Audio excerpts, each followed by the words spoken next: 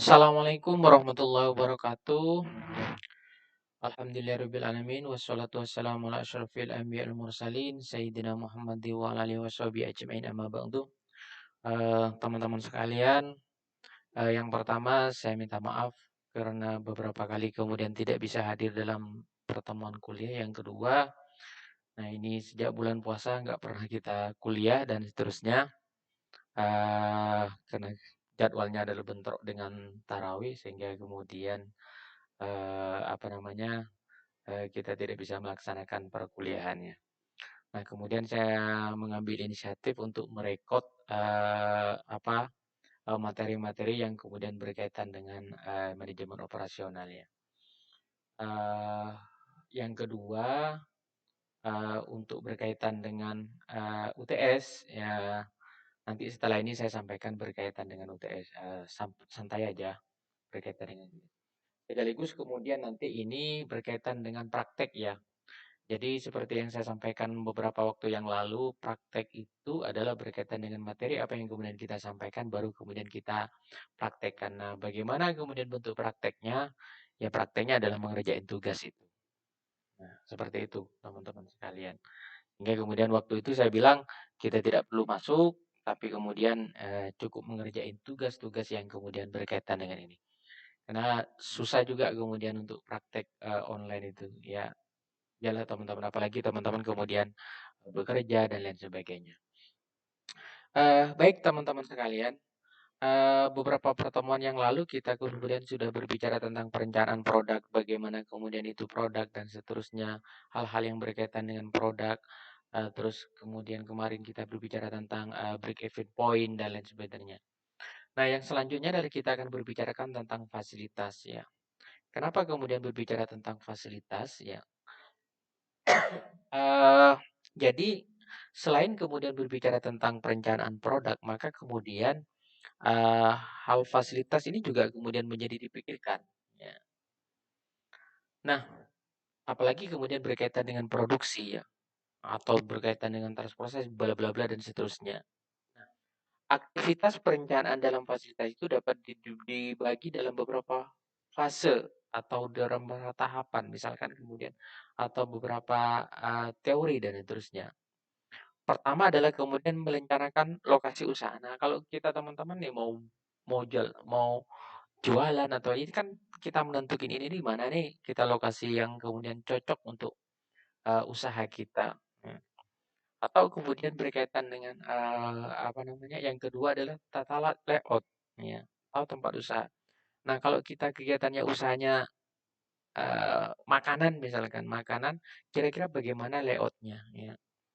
Tentu kemudian ini akan berbeda kalau kemudian kita usahanya adalah berkaitan dengan, rumah sakit, berkaitan dengan, pendidikan dan seterusnya, akan berbeda.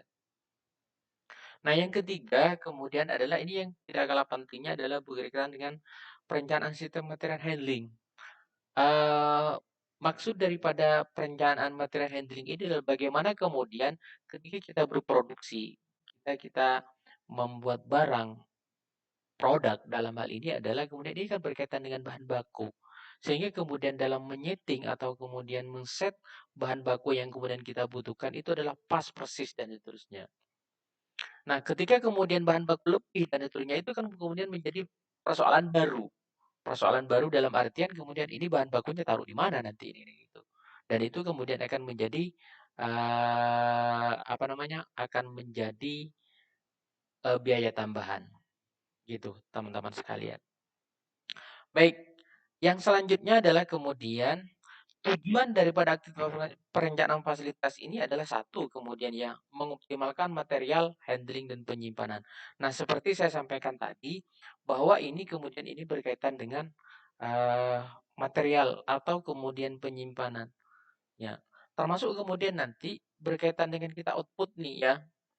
Nah, beberapa perusahaan itu biasanya ketika kita memproduksi itu tidak apa namanya, tempat gudangnya atau penyimpanannya tidak di situ dan seterusnya.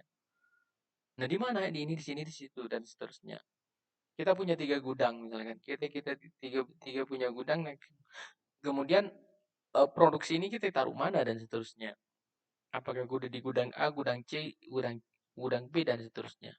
Ya, ini kan kemudian nanti akan berantai kepada persoalan nanti pendistribusiannya atau kemudian menyalurkan atau kemudian mengirim barang tersebut. Ya. Nah, itu kemudian berkaitan dengan rencana fasilitas yang saya sampaikan di atas tadi. Nah, yang kedua adalah menggunakan sumber daya secara optimal. Nah, seringkali kemudian perusahaan dihadapkan pada terbatasnya fasilitas produksi yang dimiliki, seperti bahan, lahan, produksi, rumah, ruang-ruang, ruangan, mesin, dan seterusnya. Dengan kemudian perencanaan fasilitas yang baik, maka kemudian mengatasi kesulitan-kesulitan yang kemudian berkaitan dengan secara produksi atau sumber dayanya kemudian lebih optimal. Ya. Misalkan begini teman-teman sekalian, kita punya mobil angkut barang dan seterusnya. Itu adalah fasilitas dari. Tapi kemudian mobil itu kemudian dalam 1 minggu tidak jalan. Ini karena tidak ada ini. Berarti apa kemudian? Mobil yang kemudian kita punyai, fasilitas yang kita punyai itu kan tidak bekerja secara optimal. Kenapa kemudian terjadi antrian di situ? Artinya kemudian tidak dimanfaatkan secara maksimal. Nah, itu teman-teman. Nah, atau kemudian misalkan kita punya ruangan tapi kemudian tidak dipakai. Sementara di situ ada penerangan dan seterusnya. Itu kan biayanya kan kemudian keluar terus. Sementara kemudian itu tidak dipakai ruangannya. Ya. Nah, yang ketiga adalah meminimalkan investasi. Dengan optimnya perencanaan fasilitas yang ada, maka kemudian berbagai pengeluaran, investasi dapat dikurangi. Sebagai contoh, perusahaan tidak perlu menambah lahan, jumlah bangunan, karena atau jumlah bangunan yang kemudian kita optimalkan. Nah, contoh mungkin salah satunya teman-teman sekalian adalah di kampus kita UM Surabaya ya. Kalau kita lihat nih ada beberapa gedung yang kemudian berlantai-lantai. Ada yang lantai 6, ada yang lantai 13, ada lantai 10 dan seterusnya. Iya, ada yang lantai 3. Nah, tentu kemudian ini dalam rangka apa? Kemudian dalam rangka memaksimalkan atau kemudian investasi yang kemudian kita bayangkan kalau kemudian kita harus membebaskan lahan di sebelah, membebaskan lahan ini yang kemudian biayanya lebih besar, yang mendingan kita naik ke atas, mengoptimalkan yang ada sehingga kemudian investasi yang kemudian dikeluarkan atau biaya yang dikeluarkan itu adalah minimal. Ya. Rumah sakit, misalkan kalau kita lihat teman-teman, rumah sakit itu rata-rata rumah sakit itu adalah bangunannya kemudian berlantai-lantai. Yang selanjutnya adalah mempermudah pemeliharaan. Nah, dengan kemudian penataan fasilitas produksi yang baik, tentu kemudian pemeliharaan akan lebih mudah. Jarak antar mesin yang cukup baik dan seterusnya. Ya. Bayangkan, jadi mesin tidak dipakai itu ternyata kemudian tidak tambah awet juga. Justru kemudian kalau nggak dipakai maka kemudian itu mempercepat kerusakan dan seterusnya. Sama dengan kemudian mobil ya teman-teman. Nggak dipakai, nggak dihidupin dalam 1 bulan misalkan, itu kemudian itu juga akan mempercepat kerusakan. Iya. Nah, makanya yang ideal adalah dipanasi dan seterusnya gitu-gitu. Artian apa kemudian sekali lagi ini adalah mempermudah pemeliharaan. Nah, yang keempat yang selanjutnya adalah meningkatkan keselamatan dan kepuasan kerja. Ya, dengan kemudian menciptakan fasilitas ini, yaitu tadi kemudian bisa kemudian juga meningkatkan keselamatan. Contoh misalkan kalau kemudian perusahaan yang kita menggunakan mesin-mesin besar, mesin-mesin yang high risk ya. Tentu kemudian bagaimana dengan berkaitan dengan layout bangunannya?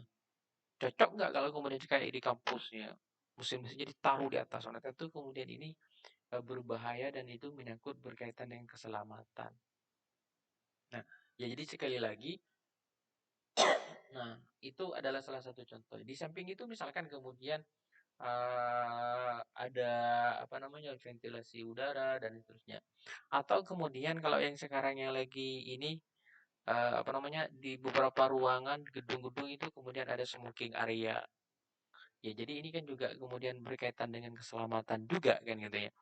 Ada teman-teman mungkin teman-teman di sini ada yang ahli hisab dan seterusnya.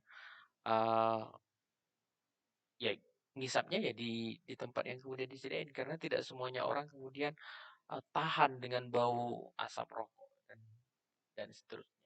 Sehingga ya sekali lagi ini adalah berkaitan, dengan keselamatan dan kepuasan. Tidak hanya kemudian kepuasan kerja misalkan, tapi juga mungkin kepuasan pelanggan. Jadi saya beberapa kali kemudian, makan di sebuah warung misalkan ya. Jadi, apa namanya, ada yang kemudian bukan, tidak ada smoking area sehingga kemudian orang merokok aja di situ. Nah, ada yang kemudian sangat tidak tidak, apa namanya, tidak, bisa menerima asap rokok, bau rokok itu sudah mau muntah-muntah dan tentu kemudian ini sekali lagi, ini menyangkut dua hal itu, keselamatan seorang dan kepuasan pekerja dan juga mungkin seperti saya contohkan tadi adalah kepuasan kerja. Nah, baik teman-teman sekalian, yang selanjutnya adalah, nah bagaimana kemudian berkaitan dengan perencanaan lokasi, ya, penentuan lokasi dan seterusnya. Nah, eee, untuk perusahaan yang baru pertama kali beri, tujuan dari perencanaan lokasi itu kira-kira satu adalah agar dapat melayani konsumen dengan baik. Ya. Jadi ketika kita berbicara tentang apa namanya perusahaan yang baru dan ya itu tadi bisa melayani konsumen yang baik. Ketika kemudian konsumen datang atau kita melayani konsumen, maka kemudian konsumen itu bisa kita terima dengan baik atau kemudian tidak menyulitkan konsumen. Yang kedua adalah untuk mendapatkan bahan baku yang baik dan kontinu. Nah, ini sekali lagi kemudian ini berkaitan dengan apa namanya penempatan lokasi tadi ya, penempatan fasilitas dalam hal ini. Teman-teman mungkin tahu, jadi Semen Gresik ini sekarang sudah beralih ke Tuban. Ya, sudah mulai pindah ke Tuban. Ya, ini berkaitan dengan apa sebenarnya? Berkaitan dengan ya bahan baku. Yang sebelumnya kemudian full di Gresik sebenarnya sekarang sudah mulai bergeser ke Tuban karena ini sekali lagi adalah berkaitan dengan bahan baku. Atau kemudian bisa berkaitan dengan transportasi dan lain sebagainya. Nah, itu tergantung kemudian berkaitan dengan hal-hal yang eee, berkaitan dengan perusahaan tersebut. Ya. Yang selanjutnya adalah untuk mendapatkan tenaga kerja yang baik. Nah, beberapa waktu yang lalu, misalkan ada sebuah perusahaan yang mau ingin investasi di Indonesia ya. Kenapa investasi di salah satunya dia mengatakan, oh tenaga kerja di Indonesia adalah murah. Ya ini berbicara tentang biaya ya, murah. Atau kemudian tenaga pekerja Indonesia kita itu adalah banyak, bermutu dan seterusnya, sehingga kemudian ditaruh di Indonesia. Nah, itu.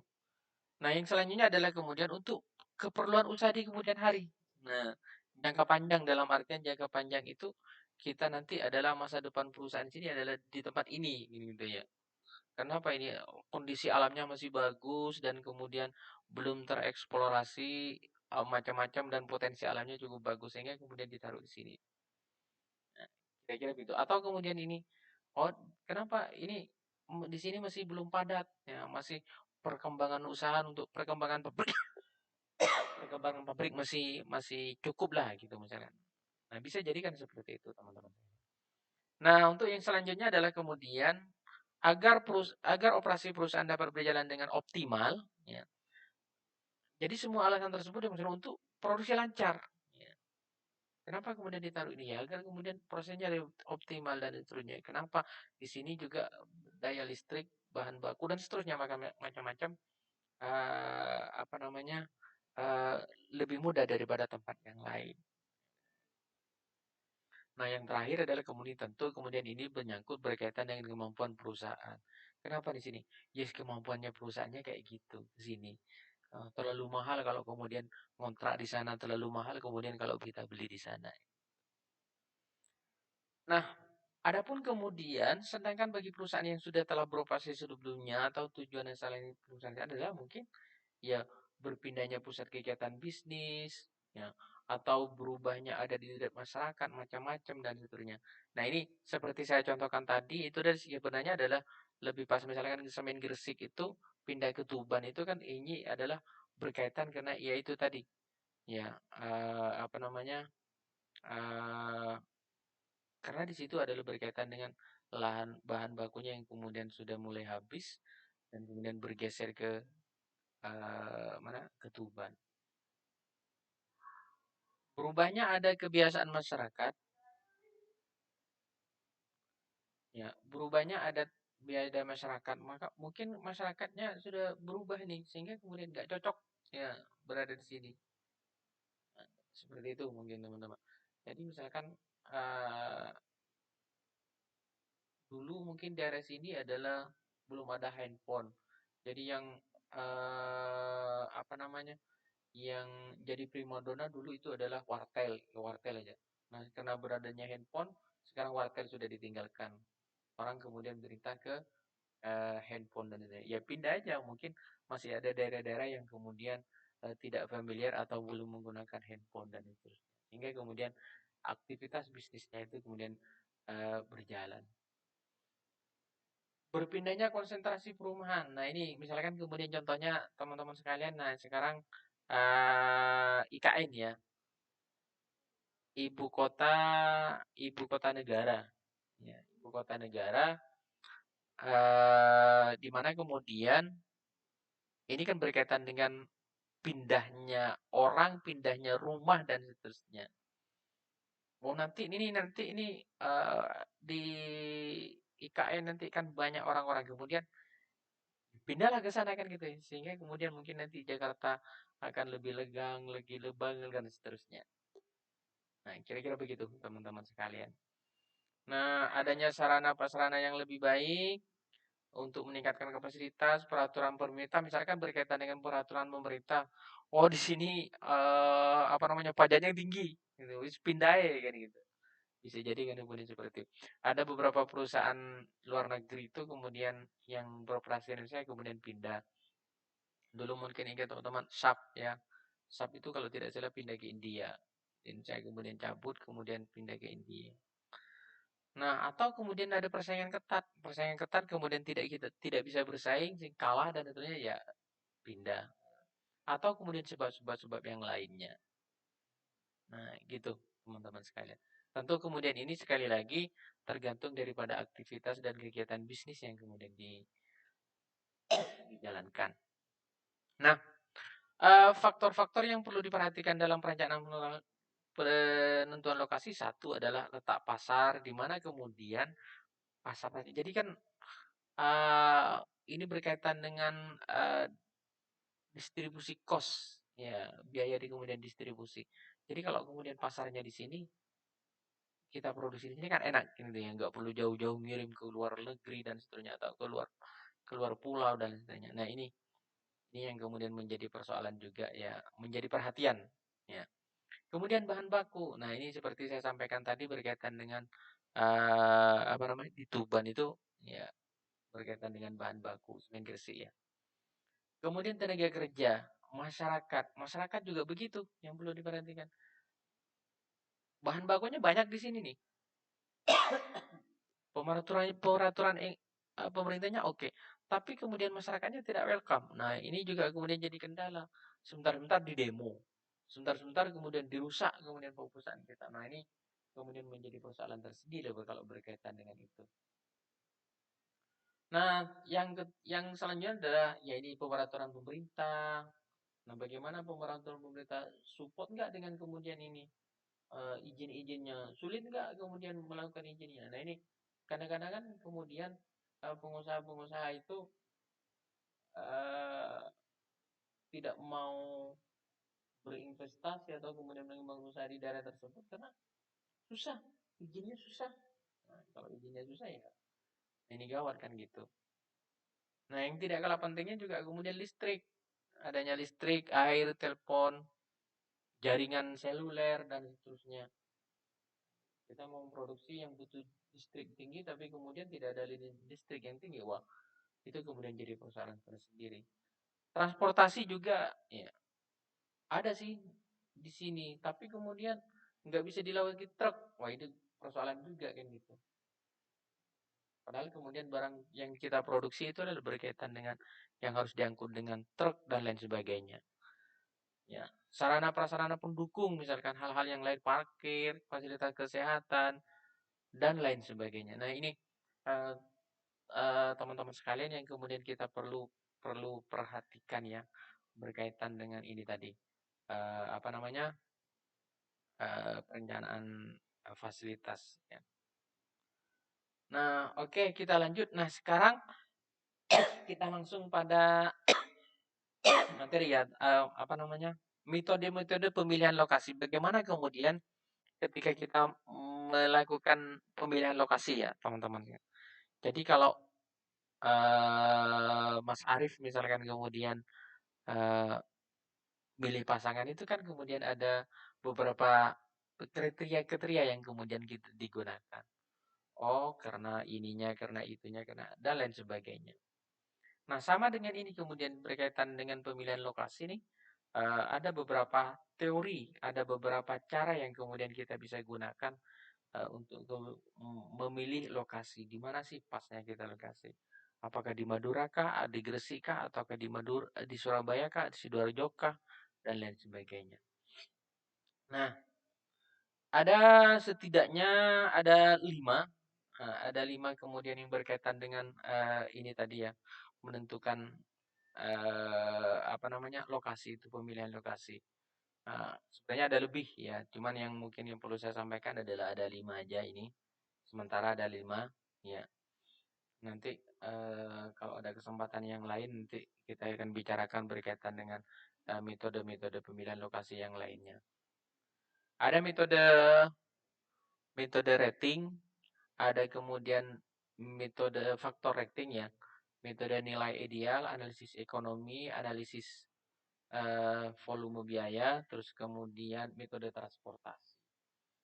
Nah, ada juga kemudian dengan metode apa namanya koordinat, subkoordinat, misalkan titik koordinat ini tuh. Yaitu beberapa teori, beberapa apa namanya metode kemudian ini berkaitan pemilihan lokasi. Nah, sekali lagi pemilihan lokasi ini kan berkaitan dengan fasilitas, berkaitan dengan apa yang kemudian mendukung daya dukung daripada kegiatan produksi perusahaan. Oke, kita masuk mulai yang pertama ya. Yang pertama adalah metode faktor rating. Ya, metode faktor rating.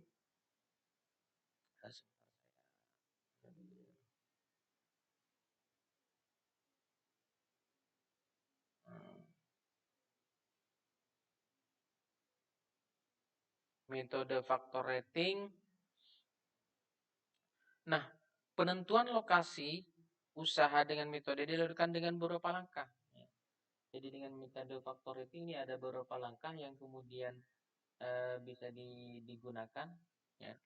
Yang pertama adalah menentukan dan mengurutkan faktor-faktor yang diperkirakan akan mempengaruhi aktivitas perusahaan intinya, apa perusahaan nantinya. Jadi memperhatikan atau melihat faktor-faktor yang intinya ya dari hal tersebut ya. Misalkan kemudian apa sih kemudian yang menjadi hal pokok? Oh, ini adalah listrik misalkan. Oh, berarti kan listrik yang menjadi prioritas pertama. Yang kedua adalah kemudian faktor-faktor tersebut diberikan bobot secara tingkat kepentingan. Semakin penting pengaruh faktor tersebut operasional, semakin bobotnya diberikan. Perlu diingat bahwa total bobot keseluruhan haruslah 100%. Jadi contohnya begini teman-teman. Jadi sorry ya misalkan kemudian Mas Arief apa namanya mencari calon istri.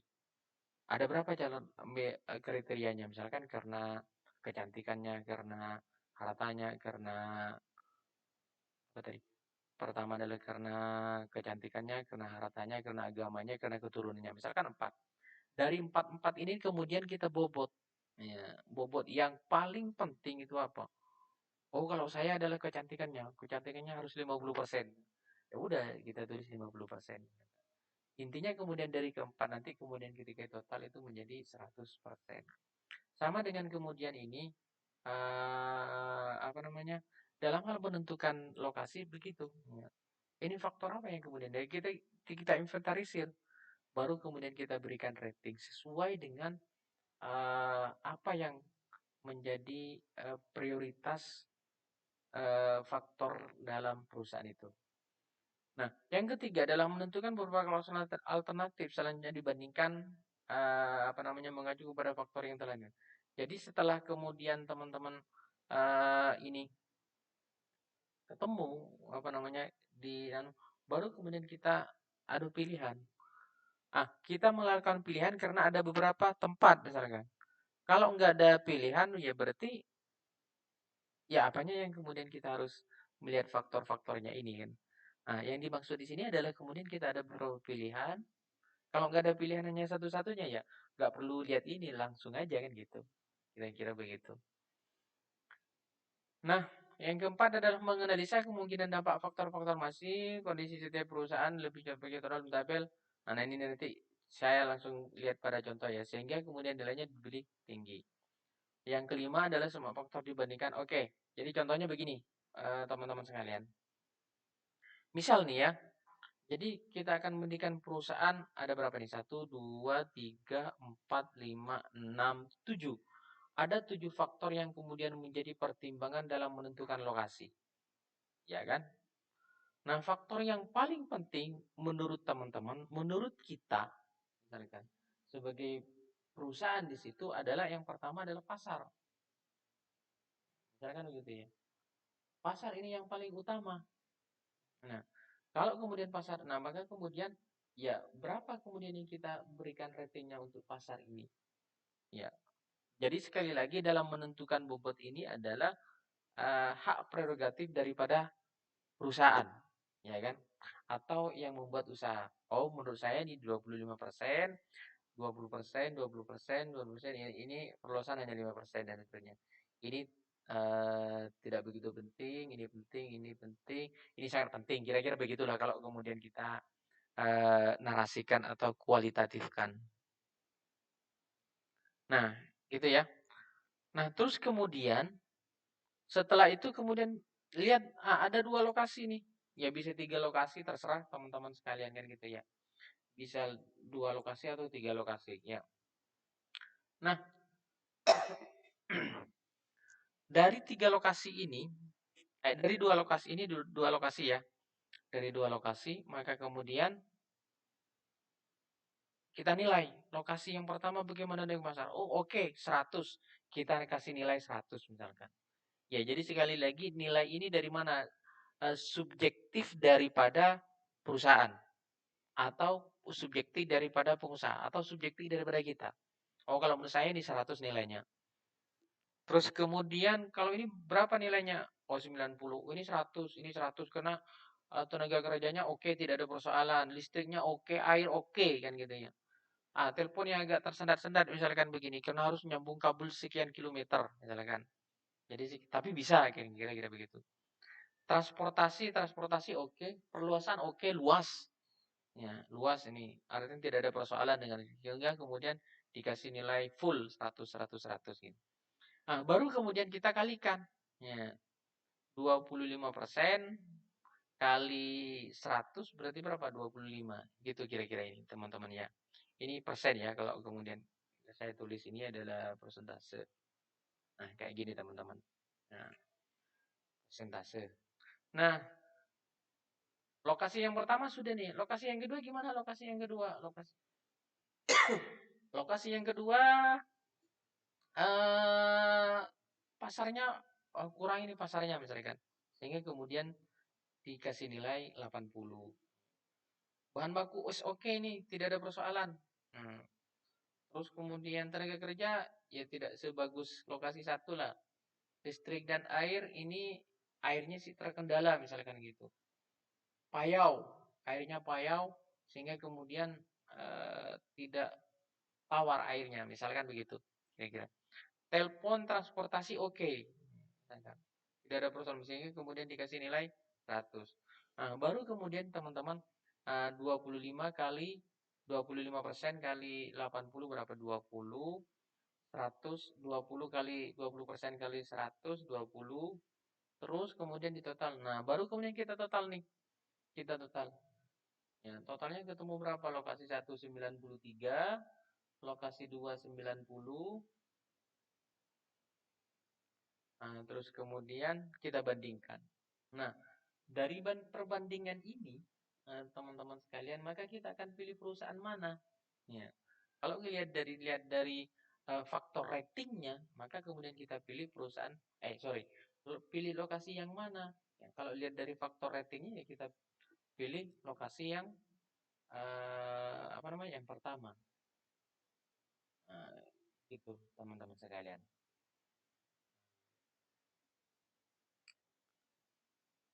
Gitu ya. Baik, yang selanjutnya adalah kita masuk kepada nilai ideal. Ya, metode nilai ideal. Nilai ideal itu gimana teman-teman sekalian? Nah, kalau berbicara tentang nilai ideal, maka secara umum penggunaan metode ini mirip dengan metode satu tadi. Metode ini faktor rating hanya menggunakan bobot untuk membedakan alternatif lokasi yang akan dipilih. Lokasi dengan jumlah total bobot terbesarlah yang kemudian akan menjadi pilihan. Jadi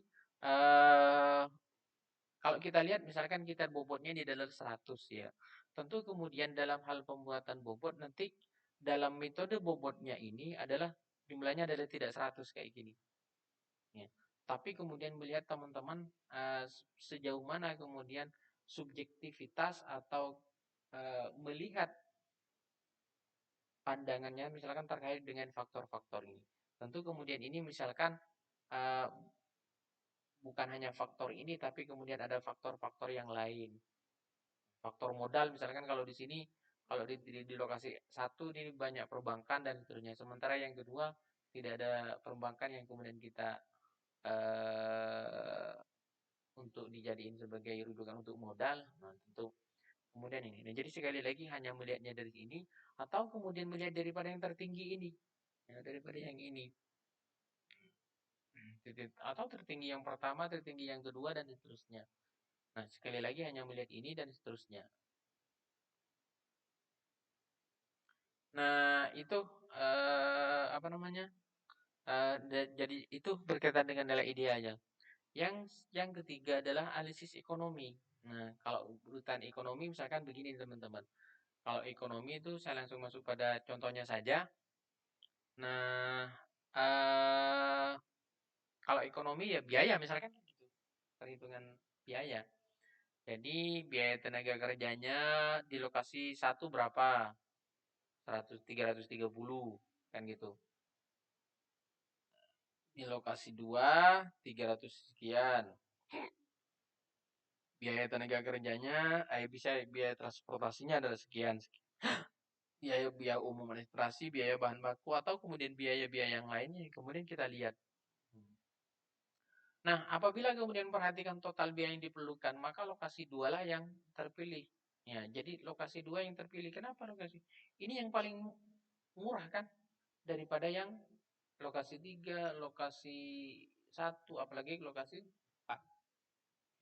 Ini yang namun sekali lagi penentuan lokasi yang dipilih sangat tergantung dari tipe produksi dan faktor produksi yang menjadi prioritas tersebut. Jadi sekali lagi, nah ini adalah hanya ada beberapa alternatif ya. Jadi kalau kita lihat dari biayanya iya, tapi kan mungkin bisa dikombinasi dengan yang lain.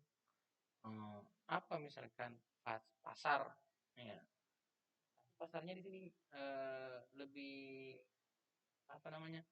Lebih bagus atau lebih ini dan seterusnya. Tinggal kemudian jadi sekali lagi tergantung daripada subjektivitas daripada pengusaha atau kita sebagai yang mau mendirikan usaha atau yang menjalankan usaha berkaitan dengan penentuan lokasi hal tersebut.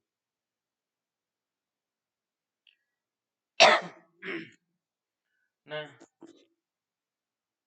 baik yang selanjutnya adalah, nah misalkan ini dikombinasi ya, kombinasi. Metode di atas biasanya dikombinasi dengan beberapa pemilihan, misalkan begini nih, faktor non biaya. Kalau tadi ini kan bicaranya adalah biaya, faktor non biaya. Nah, sikap masyarakatnya bagaimana? Baik sekali. Nah, misalkan baik sekali, baik-baik. C cukup. KS kurang ini. Keamanan kurang. Kalau di sini nih bikin misalkan bikin apa namanya? Bikin eh bikin pabrik, bikin ini barangnya sering hilang kan gitu misalkan. Nah, ini nih kemudian kan bisa dikombinasi dengan kayak gitu eh dan lain sebagainya. Ya. Nah, dengan demikian bisa saja pilihan lokasinya jatuh pada alternatif yang meskipun secara ekonomi bukan termurah namun faktor kualitatifnya memiliki nilai yang bagus. Nah, kalau kita lihat misalkan ya, mana yang kemudian apa namanya? Paling bagus di antara ini? Ya paling bagus ya ini, lokasi 2.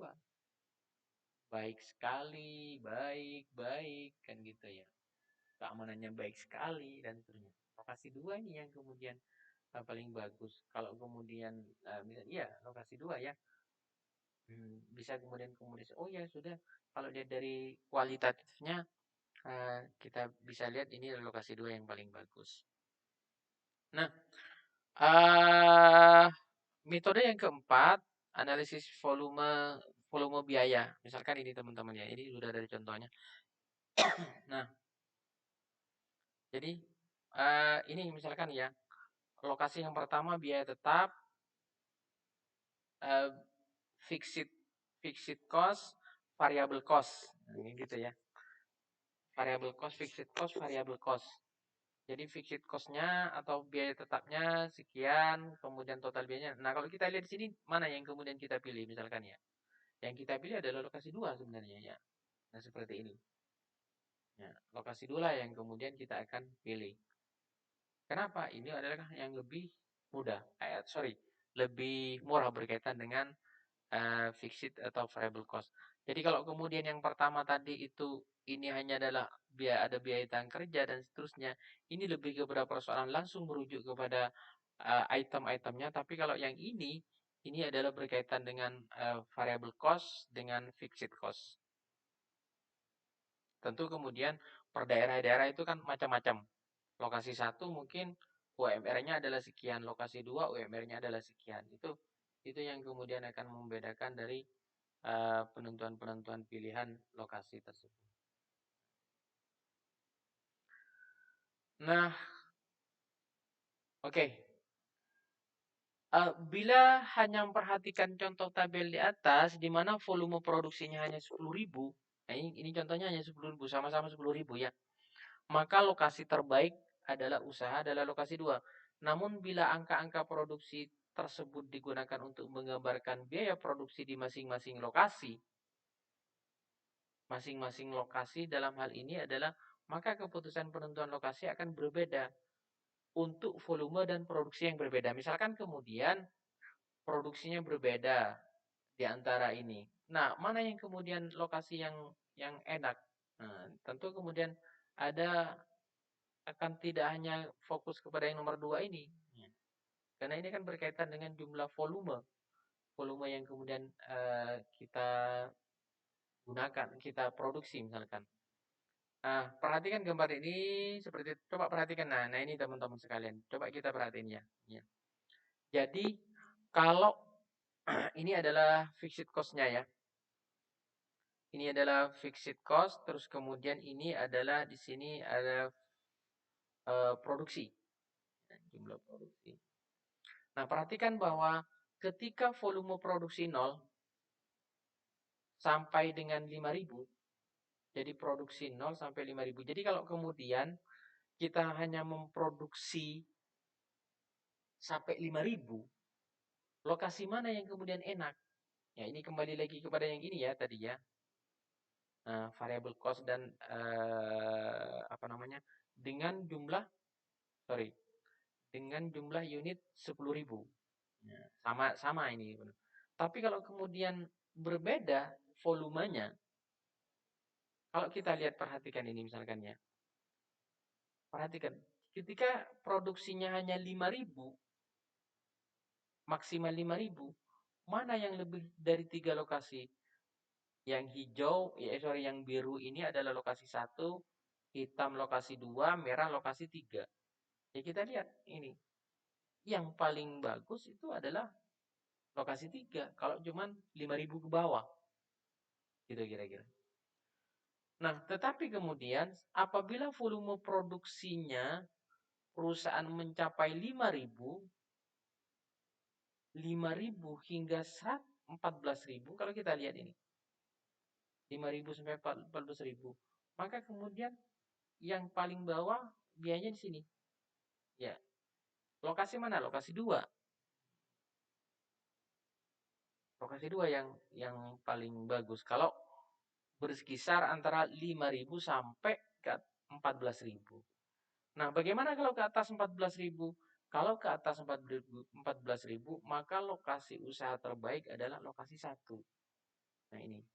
Kalau 4.000 ke atas. Nah, jadi sekali lagi ini berkaitan dengan analisis volume biaya. Ya, seperti itu, teman-teman sekalian. Jadi lokasinya adalah sekian ini. Ya. Eh, gitu ya. Ini berkaitan dengan sekali lagi adalah metode analisis volume biaya berkaitan dengan menentukan lokasi 1, lokasi 2, dan lokasi 3.